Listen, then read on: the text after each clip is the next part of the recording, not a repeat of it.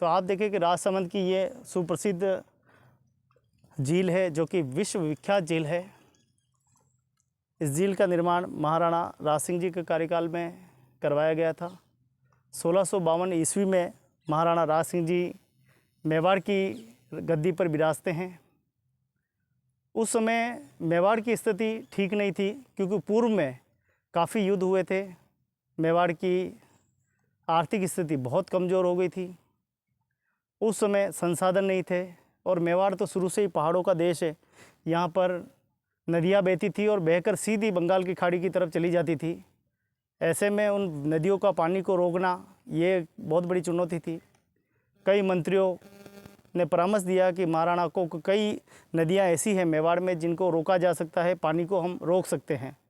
लेकिन ये बात उस समय ऐसी थी कि ऊँट के मुँह में जीरा। पानी को कोई भला कोई रोक सकता है क्या? पानी को कौन रोकेगा? इतने विशाल नदियों को रोकना इतना आसान नहीं था, कैसे रुकेगा? कई बार मंत्रिमंडल की बैठकें हुई, बैठकों में कई प्रकार के विचार हुए, कैसे इस पानी को रोका जाए, कौन सी चीज़ लगाने से पानी रुक सकता है। मंत्रियों के सुझाव पे 1652 पे जब महाराणा राज सिंह जी गद्दी पर विराजते हैं तब झील की योजना बनती है। गोमती नदी का पानी यहाँ से आता था और सीधा उधर से सीधा उधर निकल जाता था। इस पानी को रोका कैसे जाए? थोड़ी उंगली ऊपर रख। तो पानी जो है कैसे रोका जाए उसको लेके एक परियोजना तैयार की गई। परियोजना तैयार करने के उपरांत आप देखिए उस समय इस झील को बनेगी कैसे, कौन कौन लोग इसमें काम करेंगे, कैसे काम करेंगे, कौन क्या करेगा, पत्थर कौन लगाएगा, कैसे होगी इस झील का निर्माण। ये एक बहुत बड़ी चुनौती उस समय थी। उस समय भी हमारे पूर्वज और समाज के कहते हैं कि हमारे समाज उड़ीसा से उद्गम बताते हैं। ये आधा सत्य आधा फसाना है। सत्य काल तो किसी को पता नहीं है, लेकिन ये ज़रूर है कि मौर्य काल में ही हम लोग मेवाड़ की राजधानी और मौर्य काल में जहाँ जहाँ मौर्य काल का शासन रहा है, किले बने हैं, तब हमारे लोगों ने गधों पर लाद कर मजदूरी की गई है।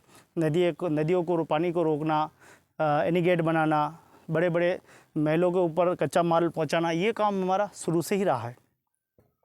हमारे समाज का इतिहास एक गौरवपूर्ण और एक इतिहास रहा है। हमारे ही समाज में सती माता जसमा जी हमारे कुल में आई है और उनके ही नाम से आज हमें पहचाना जाता है।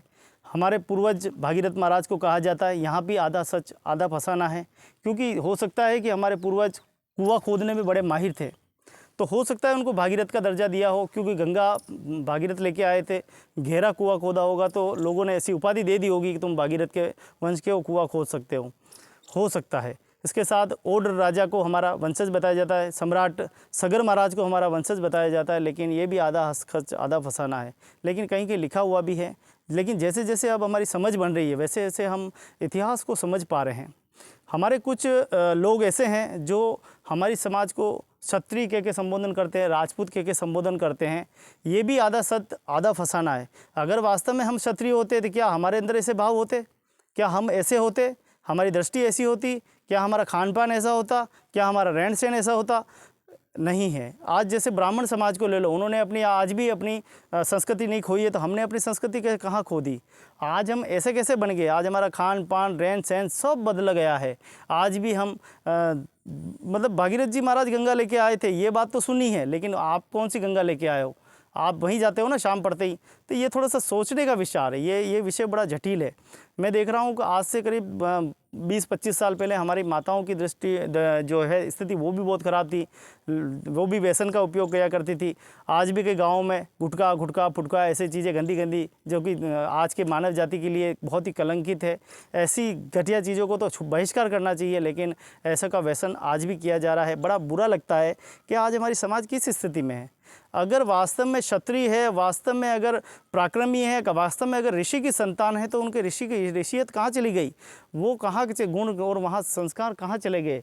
इतना पराक्रमी हमारे पूर्वजों ने काम किया, इतने बड़े विशाल डैमों का निर्माण किया, इतना शौर्य और ऊर्जा से ये पूरी डैमों का निर्माण किया, भराई की, गधे हाँके, खुदाइयाँ की, महल पर कच्चा मटेरियल पहुँचाया, लेकिन आज हमारी स्थिति ठीक नहीं है। महाराणा राज सिंह जी के कार्यकाल में हम लोगों को इतना बड़ा प्रतिनिधित्व मिला, मौर्य काल में प्रतिनिधित्व मिला, महाराणा कुंभा के कार्य में प्रतिनिधित्व मिला, राणा सांगा के मिला।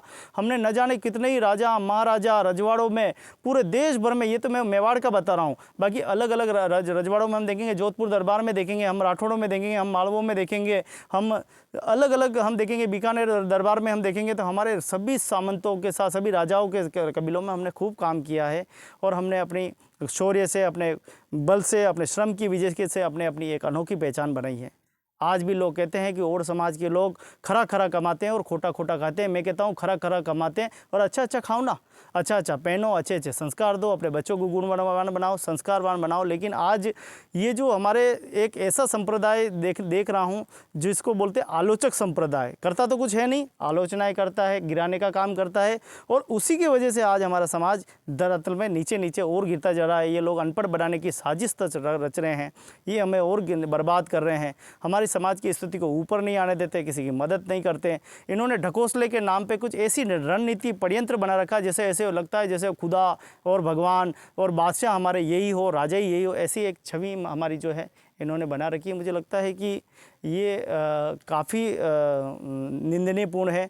ऐसे लोगों को थोड़ा सा सबक लेना चाहिए। आज के इस आधुनिक युग में जहाँ वैज्ञानिक हवाई जहाज़ के माध्यम से चंद्रमा पे पहुँच गए हैं, अंटार्कटिका के बर्फ़ पे जाकर सर्वे कर रहे हैं, और तुम आज भी उसी गंदी नाली के कीड़े की तरह पड़े हुए हो, ये ठीक नहीं है। गंदी विचारधारा बदलनी होगी तो ही एक समाज सशक्त और उन्नत हो पाएगा।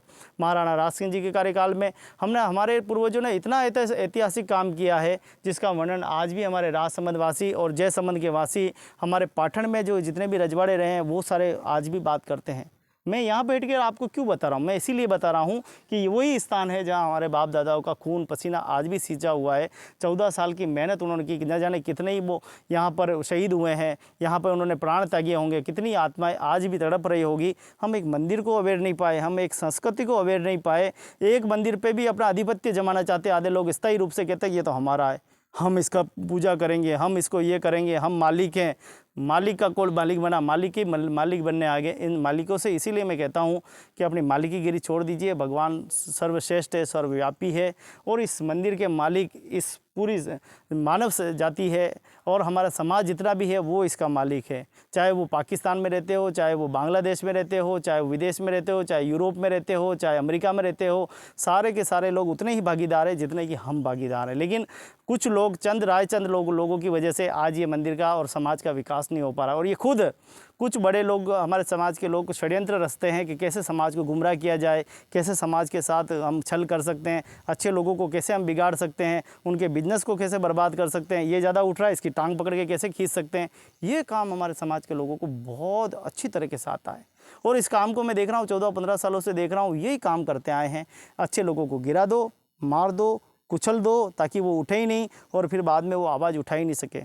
उसका प्रमाण मैं भी आपके सामने खड़ा हूँ। मैं ये नहीं कहता कि एक मंदिर की सेवा छीन ली, नहीं, मंदिर नहीं, पूरे समाज की विकास की सेवा को छीन लिया है। समाज प्रगति पे जा रहा था, समाज आगे जा रहा था, समाज भक्ति के मार्ग पे जा रहा था, समाज पूजा करना सीख रहा था, समाज अपने बच्चों को पढ़ा रहा था, समाज अपने बच्चों के लिए व्यवस्थाएं कर रहा था। लेकिन आप लोगों ने आकर अनपढ़ बनाए रखने की साजिश की, जिसके परिणाम आने वाले समय में आपको ही भुगतने हैं। गोविंद लाल ओड का कोई फ़र्क नहीं पड़ने वाला है। गोविंद लाल ओड भी अभी इतनी उम्र में भी 43 साल की उम्र हुई, मैं भी BA पढ़ाई कर रहा हूँ, दिन रात पढ़ाई कर रहा हूँ, सोच रहा हूँ मैं वकालत करूँ, और वकालत करने के बाद अपने जीवन को भी श्रेष्ठ बनाऊं, और मैं दूसरों के जीवन को भी श्रेष्ठ बनाऊं। मैंने ऐसे कई गद्दार देखे हैं, जिनको गद्दार की भाषा कह सकते हैं, जिनको उंगली पकड़कर जिन लोगों ने उठाया, उन गद्दारों ने आज संबल बनने के बाद किसी की उंगली को नहीं थामा। उनको पता है कि मैं जिसकी उंगली पकड़ के उठाऊंगा मेरा ही पत्ता साफ कर देगा। वो उन्होंने हमेशा नीचे गिराने का काम किया। आज खुद बड़े आदमी बन के बैठे हुए हैं, लेकिन किसी की मदद नहीं की है। याद करो तुम्हारे वो दिन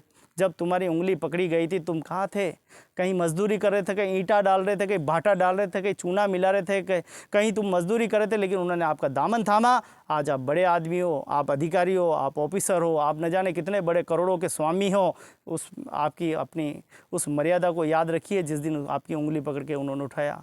अगर आप किसी की उंगली पकड़ते तो आज शायद इस समाज के अंदर 1 2 3 4 नहीं 10 नहीं 100 200 500 अधिकारी होते, अच्छे लोग होते, संस्कारवान होते, इस समाज की रचना कर रहे होते। लेकिन आपने ऐसा कुछ नहीं किया, इसीलिए आज ये समाज इस स्थिति में पहुंच गया है कि आज मेरे जैसे आदमी को अभिव्यक्ति के माध्यम से आप लोगों तक मेरी बात पहुंचानी पड़ रही है। मैं किसका नाम लूँ? जिसका भी नाम लो दुश्मन बन जाते हैं। ये आदमी नहीं है, ये कोई भूत नहीं है, ये सिर्फ एक गंदी विचारधारा है। और ये गंदी विचारधारा ऐसे लोगों में व्याप्त है जिन लोगों का चरित्रहीन है, खराब है, वो लोग इस समाज की विकास धारा को रोक के रखा है। बंधुओं, अब समय आ गया है कि तुम अपने आप को पहचान लो, इनके तड़वे चाटने बंद कर दो। ये एक दिन बैकफुट पे आएंगे, तुम लोगों की कदर करेंगे। तुमने इनकी वाहवाही की है, खूब इनको ऊंचा उड़ाया है, वो दिन दूर नहीं जब तुम्हारे खुद के बच्चे मजदूरी करते मिलेंगे, जब तुम्हारे बच्चे मजदूरी करेंगे, परिश्रम करते दिखाई देंगे, चोरी करते दिखाई देंगे, मार खाते दिखाई देंगे, जेल जाते दिखाई देंगे, डकैती करते दिखाई देंगे। उस दिन तुम्हारे यहाँ से हाय निकलेगी कि अगर वास्तव में गोविंद की बात पे ध्यान दिया होता तो तुम्हारे बच्चे आज अफसर होते, डॉक्टर होते, इंजीनियर होते, तुम्हारे बच्चे देश और दुनिया के अंदर वैज्ञानिक बनकर तुम्हारा नाम रोशन कर रहे होते। लेकिन तुमने कर्म ही ऐसे किए कि अपनी ज़िंदगी दूसरों के नाम कर दी। गुलामी की ज़िंदगी से कोई उभर नहीं पाया है। मैं जब बालक उम्र की था, जब मैं 12 और 13 साल की उम्र में मैं समझ पाया था, जिसके यहाँ मैं झाड़ू और बर्तन और पोछा किया करता था, जिसके यहाँ बर्तन साफ़ किया करता था, मैं समझ गया कि बर्तन साफ़ करने से मैं कभी बड़ा नहीं बन सकता।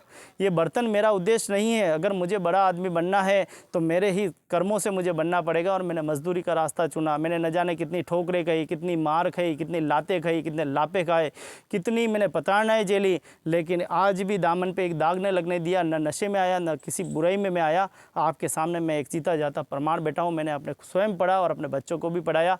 आज उनको भी मैं चाहता हूँ कि वो उच्च पदों पर जाए, वो मेरे से भी अच्छा काम करे, मेरे से भी अच्छा नाम करे, मेरे पिता का नाम, मेरा नाम, मेरे कुल का नाम रोशन करे। मैं तो यही आशा करता हूँ उनसे। अगर वो करे ना करे वो उनकी मर्जी है, लेकिन मेरे अंदर जो भाव है, जो मैंने बचपन से ही मैंने अपनी दादी को कहा था कि मैं आपका नाम कभी गिरने नहीं दूंगा, हमेशा रोशन करूँगा, और करता ही आया हूँ। और जितनी हिम्मत है उतनी करता रह रहा हूँ। मैंने मार भी खाई है। उन लोगों ने, गद्दारों ने कुछ पीछा नहीं छोड़ा, लापे मारे, लाते मारे, मतलब मेरे साथ वो प्रताड़नाएं की जो उनकी ताकत लगा दी, लेकिन इस गोविंद को हरा नहीं पाए। क्योंकि सांवरिया सेठ का जिसके सर पे हाथ हो उसका भला कोई बालवा बाका कर सकता है।